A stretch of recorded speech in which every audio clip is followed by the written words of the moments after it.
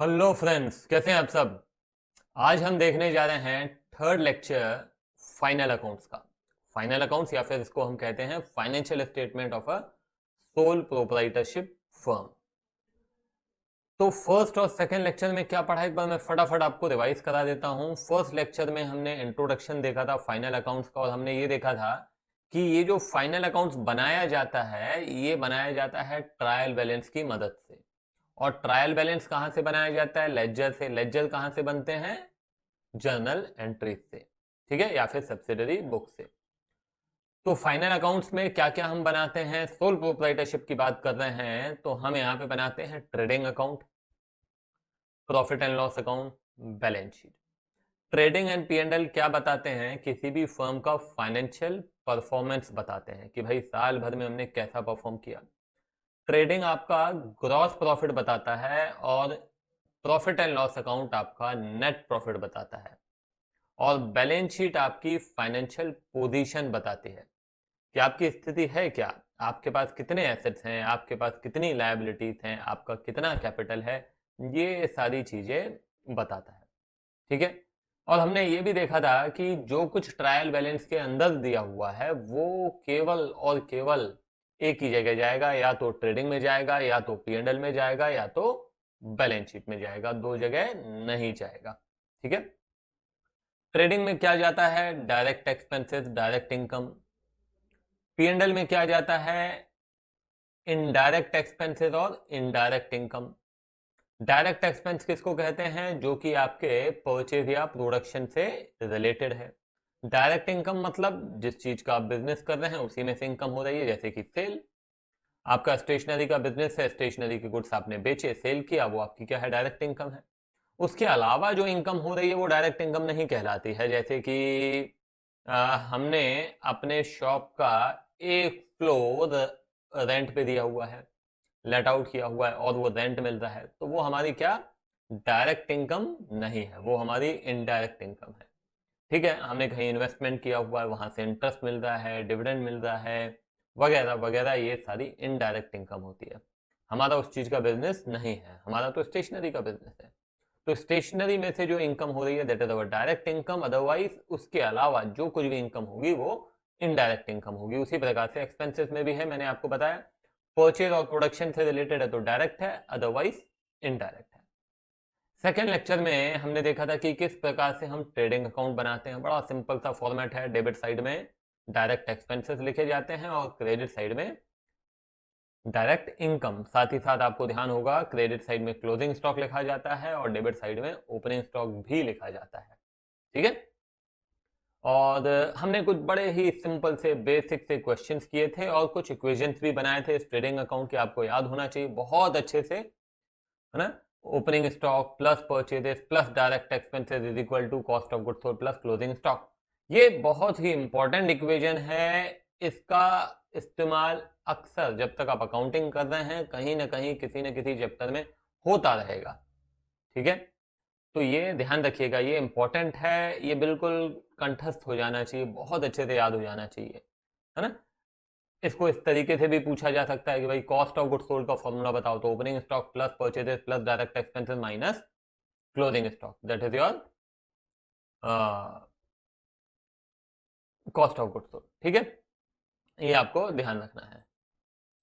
हाँ, तो इसी प्रकार से एडजस्टेड परचेज भी हमने देखा था। What is the difference between adjusted purchase and cost of goods sold? The only difference is direct expense. Adjusted purchase में डायरेक्ट एक्सपेंस नहीं होता है, कॉस्ट ऑफ गुड्स सोल्ड में डायरेक्ट एक्सपेंस को कंसिडर करके फाइन किया जाता है ना। That is the only difference. तो ये सारी चीजें बहुत अच्छे से याद होनी चाहिए। फिर हमने क्या किया था कि कुछ बेसिक क्वेश्चंस भी देख लिए थे। केवल और केवल वो क्वेश्चंस हमने आपकी अंडरस्टैंडिंग, ट्रेडिंग अकाउंट के प्रति जो अंडरस्टैंडिंग है उसको डेवलप करने के लिए किया था, ठीक है। तो आज के इस लेक्चर में भी हम प्रॉफिट एंड लॉस को समझेंगे, और इसके कुछ बेसिक क्वेश्चंस देखेंगे, ताकि इस प्रॉफिट एंड लॉस को लेकर, trading and profit and loss को लेकर आपकी अंडरस्टैंडिंग डेवलप होनी चाहिए। फिर हम आएंगे क्वेश्चंस पे, कवर करेंगे हम, अच्छे क्वेश्चंस कवर करेंगे जिसमें trading, P and L, balance sheet सब बनाया जाएगा। मगर फिलहाल इस लेक्चर में क्या देखना है? P and L. तो आपका पूरा का पूरा focus P&L as well as trading, क्योंकि ट्रेडिंग P&L क्या होता है, कनेक्टेड ही होते हैं, पहले ट्रेडिंग बनेगा फिर P&L बनेगा।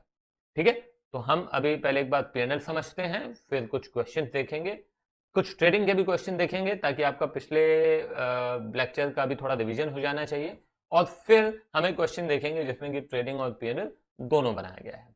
ठीक है, तो लेट्स स्टार्ट। तो P&L में हम क्या लिखते हैं, तो P&L में सबसे पहली बात, तो जो आपने ग्रॉस प्रॉफिट फाइंड किया कहां से, ट्रेडिंग अकाउंट से, उसको उठा के यहां पे P&L में लाया जाता है। किधर लाया जाता है, डेबिट साइड में कि क्रेडिट साइड में, तो बड़ा सिंपल है। ग्रॉस प्रॉफिट आपके प्रॉफिट ऑब्वियस सी बात है ना, तो ये इनकम साइड में आएगा। किधर आएगा, इनकम साइड में। इनकम मतलब क्रेडिट साइड, तो क्रेडिट साइड में हमने क्या लिख दिया, आपकी पूरी की पूरी इनकम हो जाएगी और ग्रॉस प्रॉफिट रहेगा। और डेबिट साइड में क्या रहेंगे, आपके एक्सपेंसेस। एक्सपेंसेस जो आप लिख चुके हैं ट्रेडिंग में, उनको छोड़कर बाकी सारे के सारे एक्सपेंसेस किधर आ जाते हैं, P&L में आ जाते हैं। इट इज वेरी सिंपल, है ना। उसी प्रकार से जो कोई इनकम आपने लिखी है ट्रेडिंग में, उसको छोड़ के बाकी सारी इनकम किधर आ जाएगी, P&L में।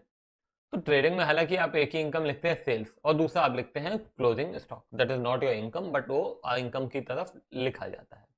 ठीक है, और फिर उसके बाद जो कुछ बचेगा वो P&L में आएगा। ठीक है, तो मैं एक बार फॉर्मेट आपको दिखा देता हूं, ये देखिए, अच्छे से देखिए। हाँ, ये जो लिस्ट आप देख रहे हैं एक्सपेंसेस की या इनकम की भी मैं बात करूं, तो ये कंप्लीट लिस्ट नहीं है। इसके अलावा बिजनेस के अंदर तो पचासों प्रकार के एक्सपेंसेस हो सकते हैं, सैकड़ों प्रकार के एक्सपेंसेस हो सकते हैं, तो सारे हम यहाँ लिख नहीं सकते हैं, है ना। मगर इतना आपको क्लियर हो जाना चाहिए कि हाँ, ट्रेडिंग में क्या आता है, डायरेक्ट आता है, परचेज और प्रोडक्शन से रिलेटेड, बाकी सारा का सारा इधर आएगा, है ना। तो वो मेरे ख्याल से कोई दिक्कत वाली बात नहीं है, इतनी बड़ी लिस्ट हम यहाँ पे लिख भी नहीं सकते हैं। हालांकि आपको वही गिने चुने अकाउंट्स रहते हैं जो कि पूछे जाते हैं, तो मेरे को नहीं लगता उसमें कहीं दिक्कत जाएगी आपको। देखिए यहाँ पे सैलरी एंड वेजेस, तो जैसे कि मैंने पहले भी चर्चा की थी कि वेजेस एंड सैलरी होगा या केवल वेजेस होगा तो किधर आएगा, ट्रेडिंग में। मगर केवल सैलरी हो या सैलरी एंड वेजेस हो तो किधर आएगा, P&L में, है ना। ये बात ध्यान रखनी है। तो ये आपका सैलरी एंड वेजेस हो गया। उसके बाद आ जाइए रेंट एंड टैक्सेस, ठीक है, insurance premium, repairs and maintenance, depreciation, audit fee, ठीक है, carriage outward, commission to salesman, travel expenses, bad debt, discount allowed. इसके अलावा भी मैंने बताया ना बहुत सारे, जैसे एडवर्टीजमेंट है, ये एक्सपेंस आ सकता है, और इलेक्ट्रिसिटी बिल लिखा है, नहीं लिखा है तो इलेक्ट्रिसिटी बिल आ सकता है। तो बहुत सारे एक्सपेंसेस होते हैं, तो वो इसे यहाँ पे हम लिख सकते हैं। ठीक है, उसके अलावा भी ये मैंने जैसे कि बताया कि ग्रॉस प्रॉफिट कहाँ से लेके आए हम, ट्रेडिंग में जितना भी हमारा ग्रॉस प्रॉफिट आया वो हम यहाँ पे लिख देते हैं। फिर उसके बाद जो दूसरी इनकम है, इनडायरेक्ट इनकम है, वो लिखी जाती है। ये डिस्काउंट मिला है, कमीशन मिली है, ये प्रॉफिट हुआ है, ये रेंट मिला है। ठीक है ना, तो ये सारे के सारे क्या होगा, हमारे इनडायरेक्ट इनकम। तो बेटा इस फॉर्मेट को आप बना लीजिए ताकि हम आगे बढ़ें और कुछ क्वेश्चंस भी देखें। ठीक है, तो चाहें तो आप इसको यहीं पे पॉज कर सकते हैं और फिर उसके बाद आप इसको नोट डाउन करें और फिर आगे बढ़ें। ठीक है, चल, तो आप लोगों ने नोट डाउन कर ही लिया होगा।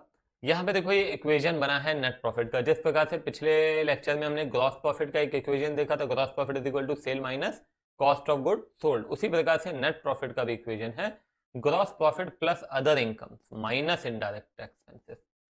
ठीक है, ग्रॉस प्रॉफिट आप देखिए इस तरह से, यहाँ देखिए ग्रॉस प्रॉफिट है प्लस ये अदर इनकम हो गई माइनस इनडायरेक्ट एक्सपेंसेस, है ना। Gross profit plus other income minus indirect expenses, तो ये हो गया आपका नेट प्रॉफिट। अच्छा, अभी यहाँ पे हालांकि मैंने लिखा नहीं है, तो ये जो gross, if the credit side is more than the debit side, so we call it what, net profit, net profit. ठीक है, नहीं तो अगर ये ज्यादा होगा, मैं एस्ट्रिक लगा दे रहा हूं, ये बाय नेट लॉस। ठीक है, ये एस्ट्रिक क्यों लगाया, या तो ये रहेगा या तो ये रहेगा, दोनों नहीं रह सकते हैं, या तो प्रॉफिट होगा या तो लॉस होगा। अच्छा, ये प्रॉफिट जो होगा ये किधर जाएगा, ये बेटा क्या होता है, आप लोगों ने अकाउंटिंग इक्वेशन शायद पढ़ा होगा, तो अकाउंटिंग इक्वेशन में आपने देखा होगा कि जो प्रॉफिट है वो किधर चला जाता है, आपका कैपिटल प्रॉफिट होने से बढ़ जाता है, और जैसे ही लॉस होता है तो उससे आपका कैपिटल कम हो जाता है ना। तो उसी प्रकार से ये नेट प्रॉफिट जो है ना, ये किधर चला जाता है, ये आपके कैपिटल में चला जाता है, क्योंकि ये बिजनेस अल्टीमेटली किसका है, ओनर का है। वो क्यों कर रहा है, वो कमाने के लिए कर रहा है। तो जैसे ही उसका प्रॉफिट होगा ना, उससे उसका कैपिटल क्या हो जाता है, बढ़ जाता है। तो this net profit will be transfer to way to the capital account. मतलब ये बकायदा आपकी बैलेंस शीट में जाता है, आपके कैपिटल में जुड़ जाता है, इंक्लूड हो जाता है। ठीक है, तो हम यहाँ पे लिख दे रहा है कि transferred to capital account, transfer to capital, ये same here also, transfer to capital account. ठीक है, तो ये हो गया आपका इक्वेशन। अब हम एक आध दो क्वेश्चन देख लेते हैं। Prepare the trading account of Messrs Prime Products from the following particulars pertaining to the year 5-6 rupees opening stock, purchases, return inward, sales, return outward, factory rent, wages। चलो तो एक काम करते हैं, एक मिनट फॉर्मेट में बना लूं।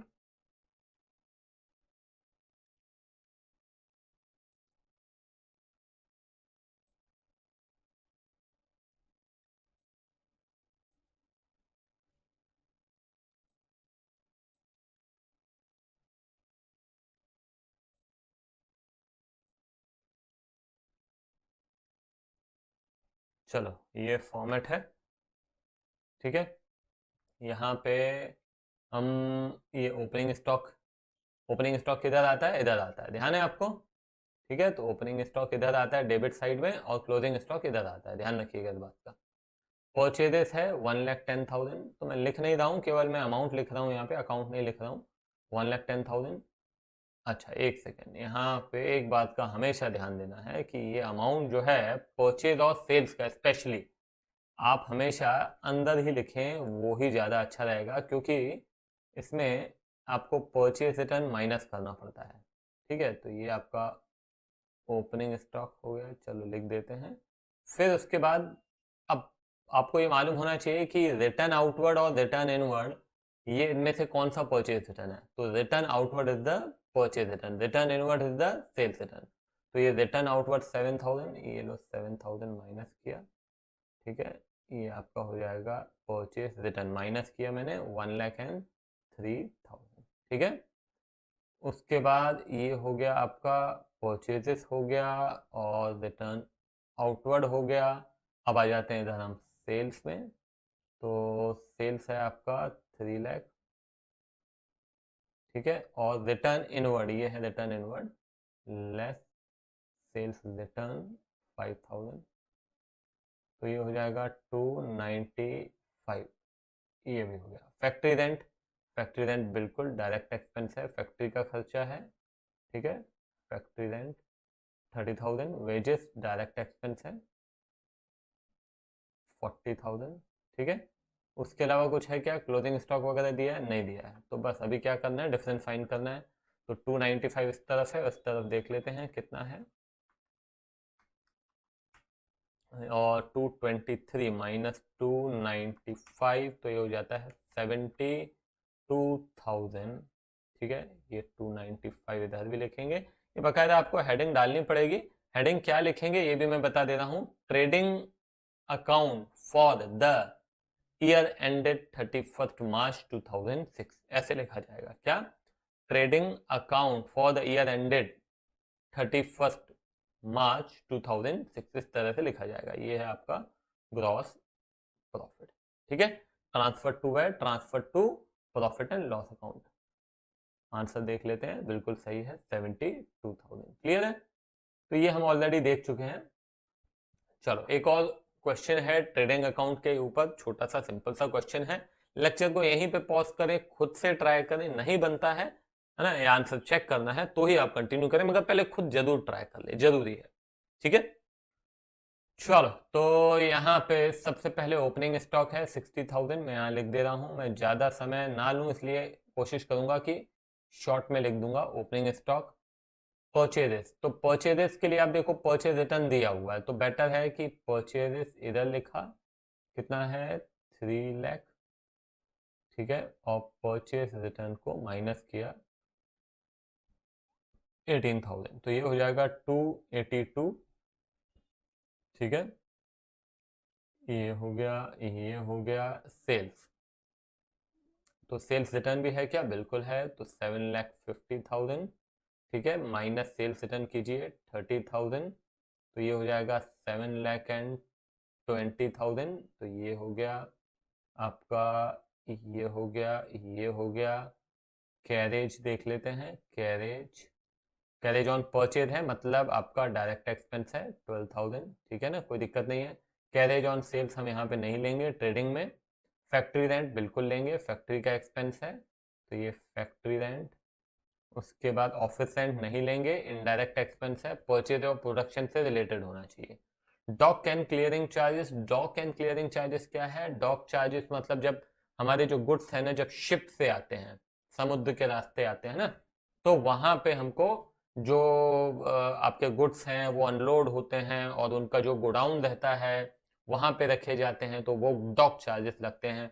और जो आपका क्लियरेंस होता है तो वहां पे क्लियरिंग चार्जेस लगते हैं, उसको हम कहते हैं डॉक एंड क्लियरिंग चार्जेस। तो ये आप जो गुड खरीद रहे हैं ना, तो ये परचेज से रिलेटेड है, तो परचेज से रिलेटेड मतलब डायरेक्ट एक्सपेंसेस है। ठीक है, तो ये हो गया आपका डॉक एंड क्लियरिंग चार्जेस। ठीक है, 48,000 done. Freight and octroi, octroi हालांकि मैं शायद पहले ही बता चुका हूं कि ये एक स्टेट से दूसरे स्टेट में जब गुड्स पहले आते थे, तो एक कुछ बॉर्डर्स पे ये टैक्स लगता था, इसको हम कहते थे ऑक्ट्रॉय, हिंदी में इसको कहते हैं चुंगी नाका। मगर आजकल ये टैक्स नहीं लगता है। ये तो क्या है कि बुक्स में, अभी भी कुछ बुक्स में इस तरह से लिखा रहता है, बाकी ये अबॉलिश हो चुका है 2017 में, अब लगता नहीं है। तो हालांकि रेलिवेंट नहीं है, मगर हमको अभी इस बात से मतलब भी नहीं है। हमको तो ये देखना है कि ये फ्रेट एंड ऑक्ट्रॉय है, मतलब परचेज से रिलेटेड है। ठीक है, धीरे धीरे मेरे ख्याल से आने वाली अब बुक्स में ये ऑक्ट्रॉय वर्ड का यूज शायद ना हो। तो ये फ्रेट एंड ऑक्ट्रॉय ये आपका परचेज से रिलेटेड है, इसलिए मैं इसको डायरेक्ट एक्सपेंस लिख रहा हूँ। कोल गैस एंड वाटर ये फैक्ट्री का खर्चा है। ठीक है, तो ये भी आपका डायरेक्ट एक्सपेंस हो गया। ठीक है, तो क्या यहाँ पे क्लोजिंग स्टॉक है क्या? नहीं, क्लोजिंग स्टॉक नहीं दिया हुआ है, तो बस हम यहाँ पे कैलकुलेट कर लेते हैं।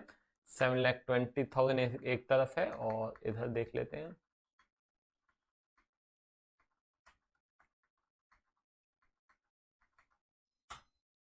$436,500 आ रहा है डेबिट साइड में, तो 283,500 आएगा आपका, 283,500 आएगा आपका GP, transfer to the P and L account, bracket में लिखा जाएगा 283,500, बिल्कुल सही आंसर है।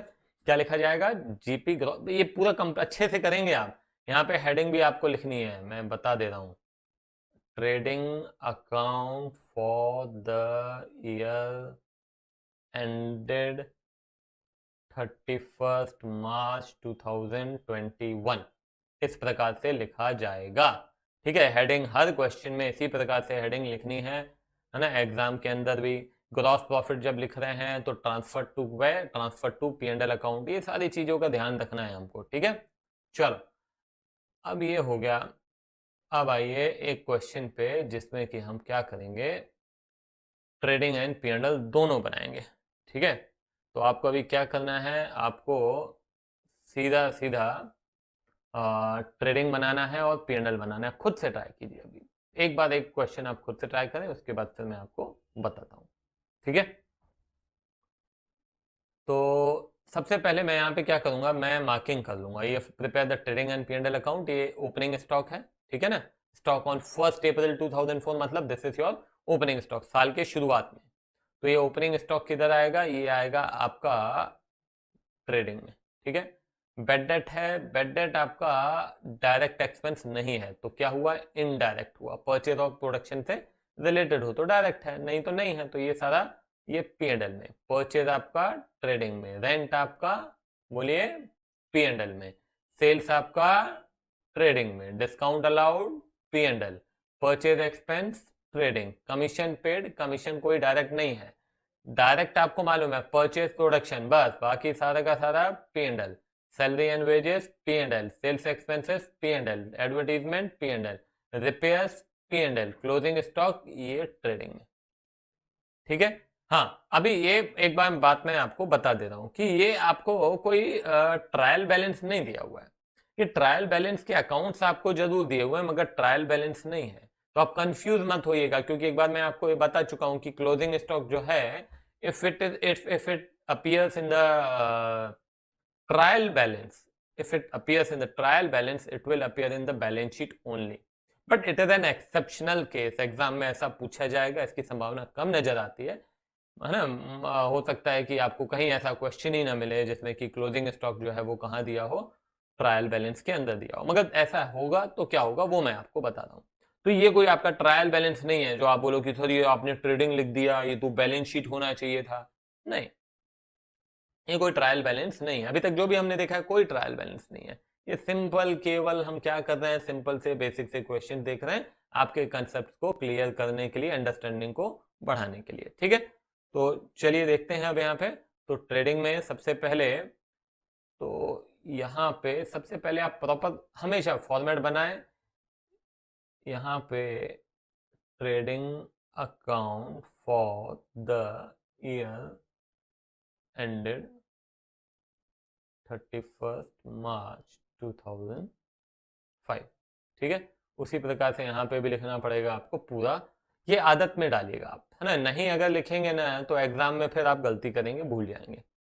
तो सबसे पहले ओपनिंग स्टॉक है 8000, ये ओपनिंग स्टॉक है 8000, ठीक है। उसके बाद बेड डेट है, बेड डेट यहाँ पे लिख दे रहा हूँ मैं 1200, ठीक है। फिर उसके बाद है परचेज 22,000, परचेज रिटर्न है क्या कहीं? नहीं, परचेज रिटर्न कहीं भी नहीं है।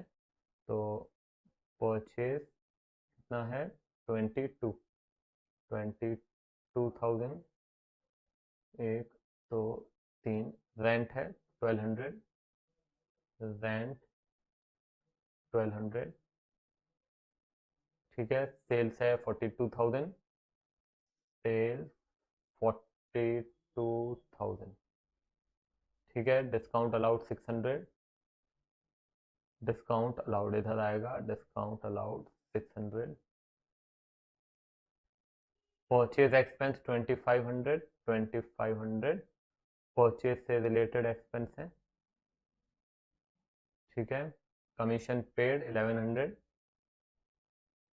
Commission 1100, salary and wages 3500, salary and wages, salary and wages 3500, sale expenses 600, 600 sale expense, advertisement 1000, 1000 advertisement, ठीक है। रिपेयर 600, 600 जगह की कमी हो गई यहाँ पे अभी, रिपेयर, ठीक है। क्लोजिंग स्टॉक है 4500, तो ये 4500 हो गया क्लोजिंग स्टॉक, ठीक है। अभी क्या करना है, बस अब वैल्यूज सारी हम पुट कर चुके हैं। तो 42,000 प्लस 4500, इस तरफ का टोटल है 46,500, यहाँ पे कम दिख ही रहा है तो मैं क्या करूँगा, यहाँ पे टोटल लिख दूंगा 46,500। फिर ये हो गया माइनस 32,500, है ना, इस तरफ का टोटल 32,500 दिख रहा है। तो ये हो गया 14,000 your gross profit, gross profit, ठीक है ना। इसको हम क्या लिखते हैं, ट्रांसफर्ड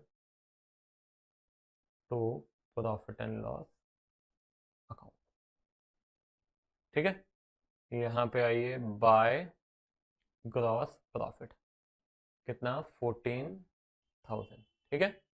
14,000, अब क्या करना है, अब बस ये माइनस कीजिए इस तरफ का टोटल, 1200 प्लस 1200, 600, 1100, 3500, 600, 1000 प्लस 600, 9800 माइनस 14,000।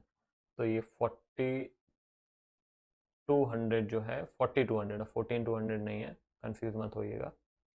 तो ये आपका क्या है, नेट प्रॉफिट है, जगह कम है तो यहाँ पे आप लिख देंगे net profit transfer to capital account. आई बात समझ में?